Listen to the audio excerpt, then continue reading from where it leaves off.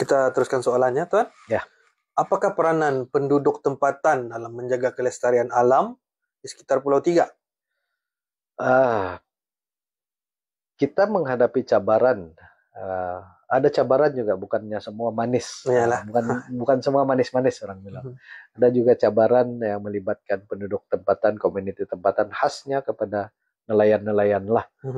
Apabila mereka mencari sumber hidupan marin yang banyak, sudah tentu di kawasan Pulau Tiga yang kawasan yang dilindungi, kita mempunyai lebih sedikit sumber marin ikan-ikan berbanding kawasan yang tidak dilindungi.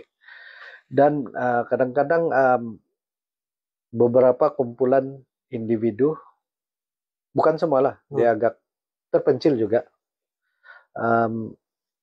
masuk ke dalam kawasan untuk mengambil hasil laut secara haram lah. Jadi bagi memastikan aktiviti tersebut boleh kita bendung, dan bagi kefahaman kita coba membawa masyarakat bersama-sama menjaga satu kebersihan, dan yang kedua nih menjaga kawasan taman, di mana salah satu program yang kita panggil Renja Kehormat Taman. Renja Kehormat Taman ini kita lantik komuniti-komuniti di sekitar kawasan Taman Pulau Tiga untuk bersama-sama menjaga, menjadi mata telinga dan menjadi agen penyebaran maklumat-maklumat berkaitan Taman Pulau Tiga lah, termasuk apa yang boleh, apa yang tidak boleh, kenapa Pulau Tiga ada di sana. Itu salah satu macam mana kita community engage lah, orang bilang.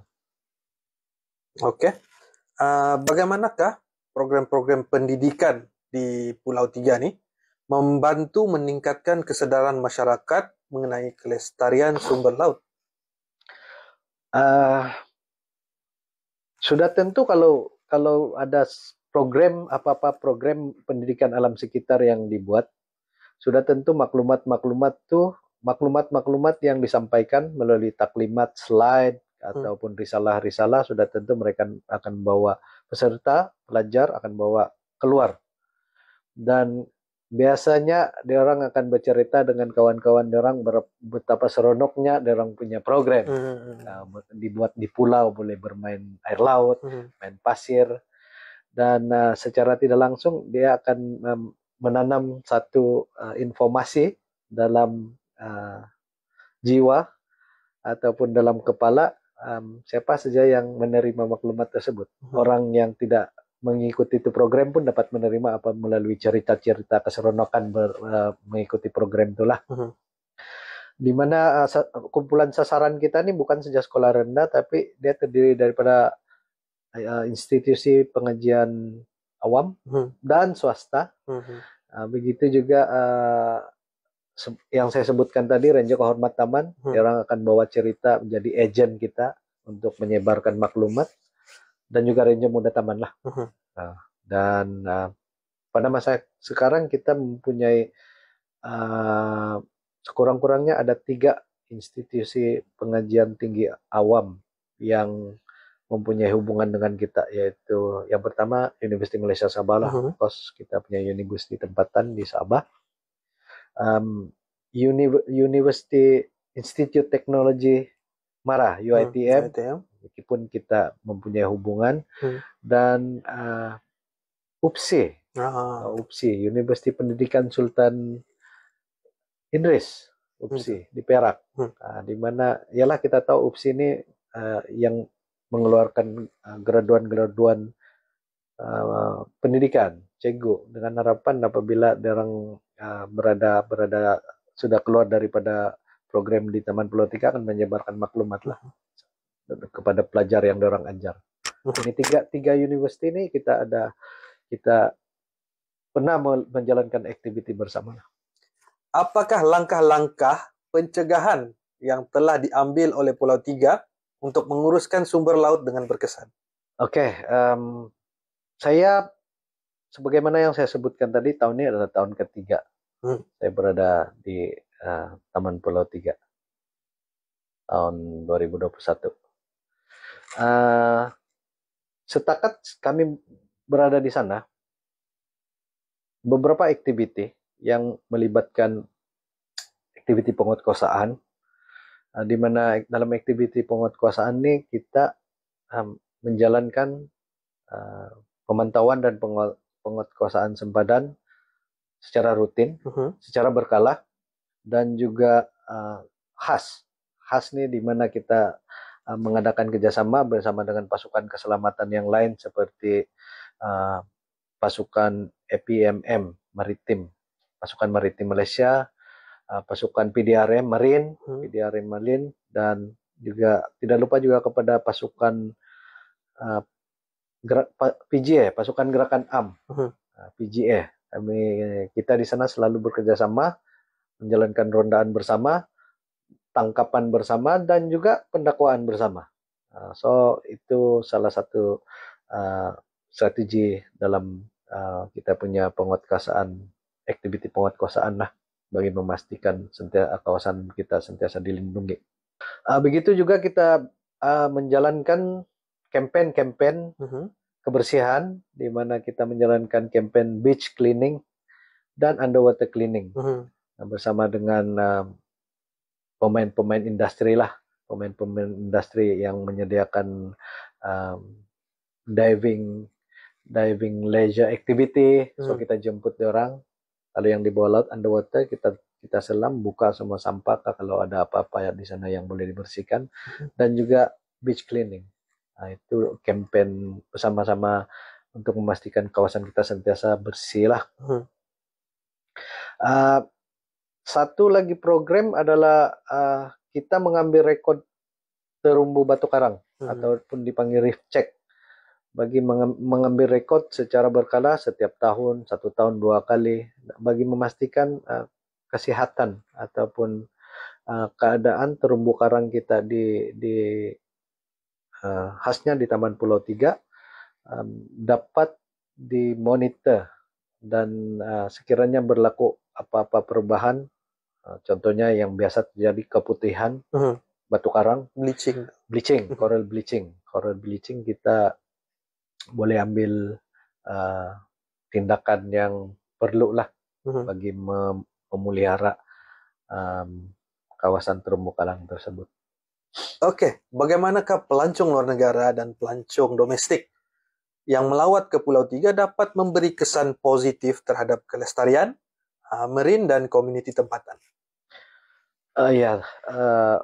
Wafi, kita apabila ramai pelancong datang ke satu tempat, memang ada cabaran, ialah kena urus orang punya sisa-sisa bahan buangan, kena urus orang punya keperluan. Di mana di Pulau Tiga kita telah, bagi menarik pelancong masuk ke dalam Pulau Tiga, kita telah berusaha mewujudkan infrastruktur kemudahan pelancongan seperti pondok rehat, pondok rekreasi, campsite. Kita ada campsite yang menarik di Taman Pulau Tiga, trail yang boleh dijelajahi, dan keperluan asas seperti bilik mandi tandas. Yang tandas di Pulau Tiga, 5 bintang. Betul, 5 bintang. Yang telah dianugerahkan oleh Jawatan Kuasa Penilai Tandas Daerah Kuala Penyu, 5 bintang. So siapa mau tinggal tandas 5 bintang, boleh datang di Pulau Tiga lah. So sekiranya pelancong ramai datang sana, salah satu sumbangan pelancong adalah dia boleh menjadikan kawasan itu terkenal, kawasan itu dikenali.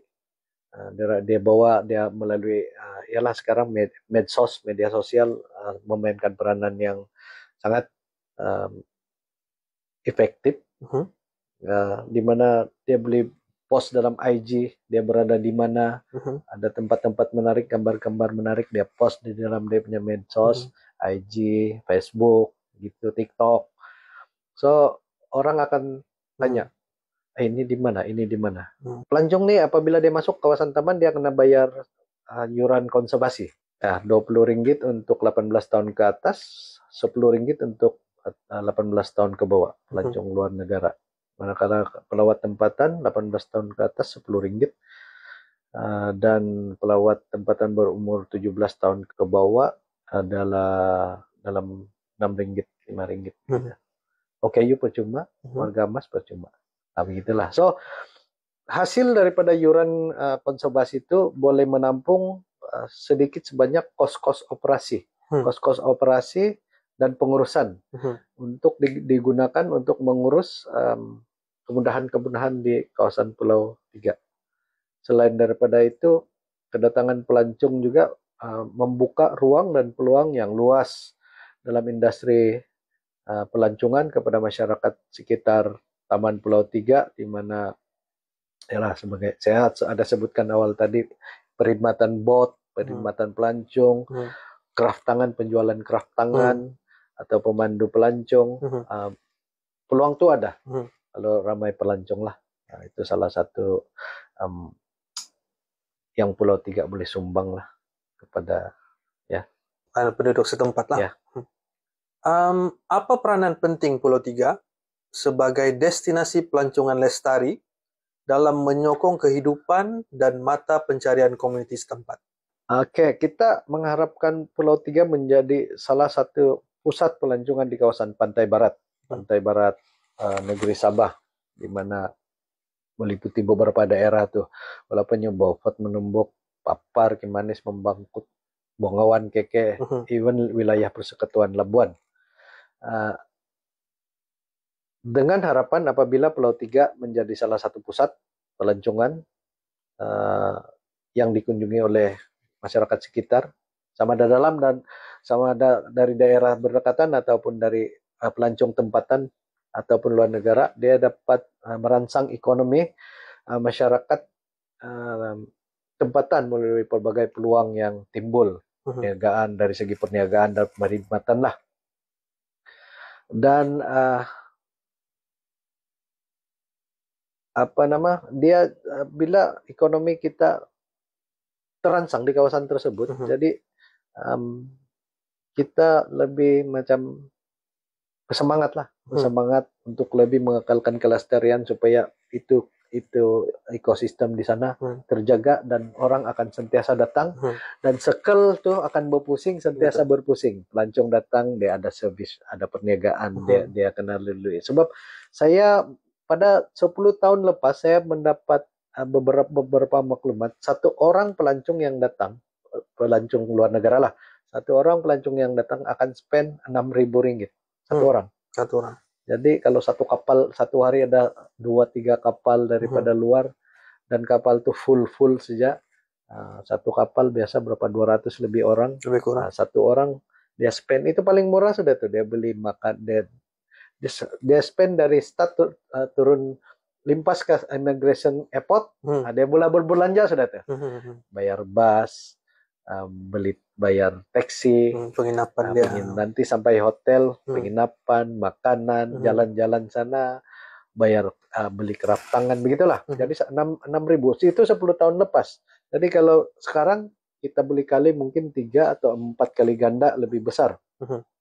Dan sudah tentu dengan kuasa beli yang ada pada mereka sekarang, sedikit sebanyak akan boleh menyumbang kepada ekonomi tempatan lah. Soalan terakhir kita pada hari ini, Tuan.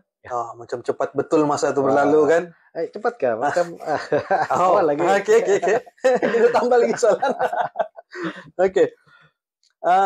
Sejauh manakah usaha pemeliharaan alam sekitar di Pulau Tiga nih memberi kesan positif kepada ekonomi, sosial, dan budaya komuniti setempat? Oke, first kita berusaha untuk mengekalkan sumber semula jadi marine dan terestrial kawasan tersebut melalui aktiviti-aktiviti yang disebutkan tadilah, pendidikan, penguatkuasaan, semua.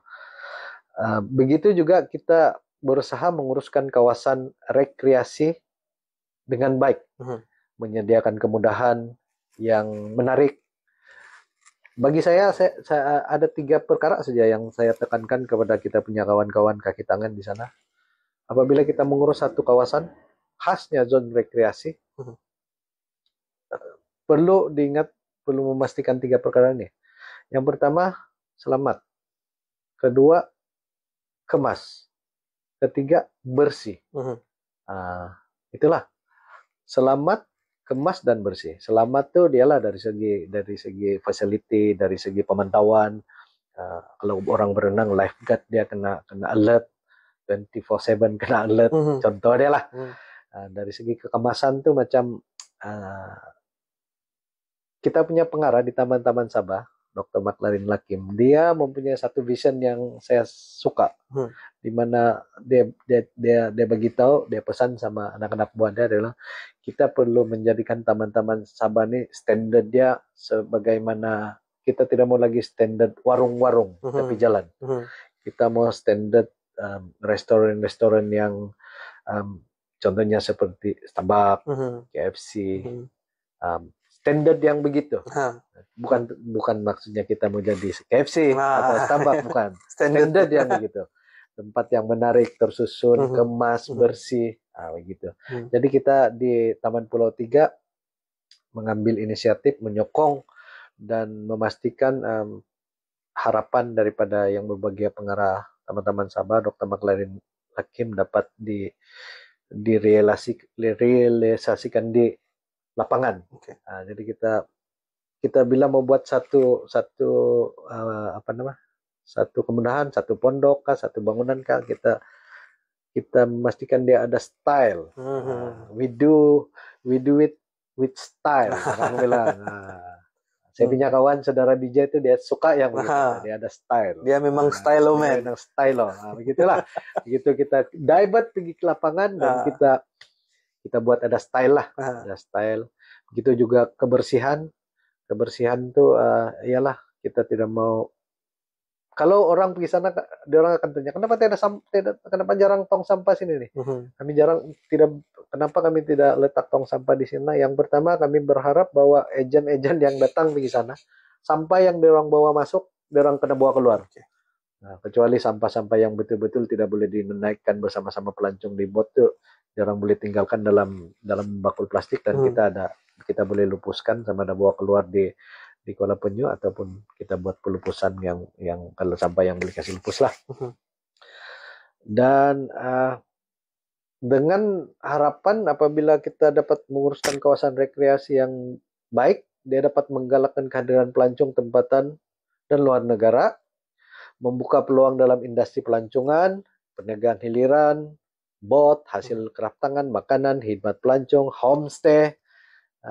homestay dan lain-lain lah untuk masyarakat sekitar. Dan begitu juga dengan ikan-ikan dan hidupan marin membiak dengan baik apabila kita dapat lindungi kawasan pembiakannya, batu karangnya kita dapat lindungi dan akhirnya akan memberikan peluang hasil kepada nelayan tempatan. Apabila sudah matang, sudah besar hidupan marin tersebut, dia keluar dari kawasan taman, orang boleh tangkap dan boleh jadikan sumber pendapatan untuk menampung kehidupan lah. Betul. Cuma saya pesan supaya selagi berada dalam kawasan taman, semua whatever hidup atau mati kita tidak boleh ganggu lah.